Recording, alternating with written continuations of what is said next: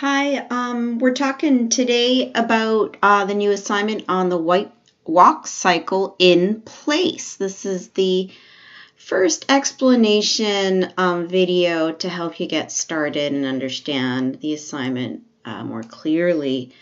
Essentially for the workflow, we are going to be starting with our contact poses here, and I've got on frame 1, I've got contact starting with the right leg. On frame 17, I've got the opposite contact with the left leg. And on frame 33, I've copied the exact frame from 1 by middle mouse button selecting and then dragging that, releasing and pressing S to set that keyframe. Some of you were really wondering about mirroring poses and getting exact values. Well, I use my channel box for that. So if I was to look at this value here that I have for the front right foot and translate Z and the heel roll are what I've got happening with those controls, I would select this value and copy it, and then I would navigate to frame 17. I would select the opposite control and I would paste that value in there. And I would do the same with my heel rolls. I've got -40 here. I would copy that value. I would navigate to the next opposite frame on 17 and paste that value in there in my channel box.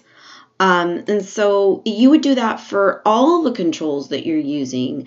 So you design your poses and then you mirror them, and you would do that for all sorts of rotations, you know, in the arms, and depending on your controls, sometimes it'll be with rotations like this, it'll be negative and positive, depending on how your controls are working.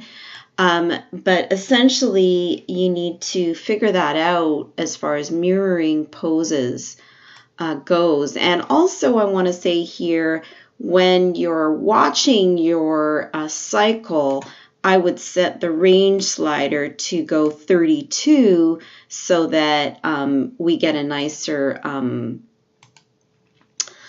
we won't get that little double frame. If it's on 33, we'll get the last frame 33 and 1, and you'll have a little hiccup because you're exposing 2 of the exact same frames. So how we avoid that is just by, when we're just playing it back in our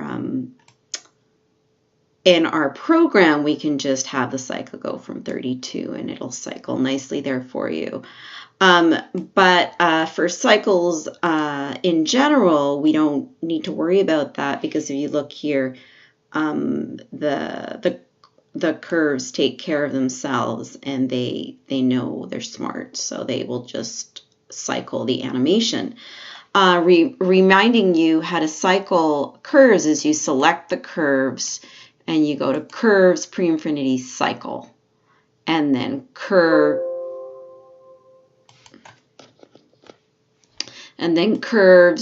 post-infinity, cycle. So that's how we get our curves to cycle, and then we see them here in the graph editor because they're selected. Infinity is selected, and if it wasn't selected, we wouldn't see them. So I'm going to reselect infinity, so I'm making sure that my curves are functioning well.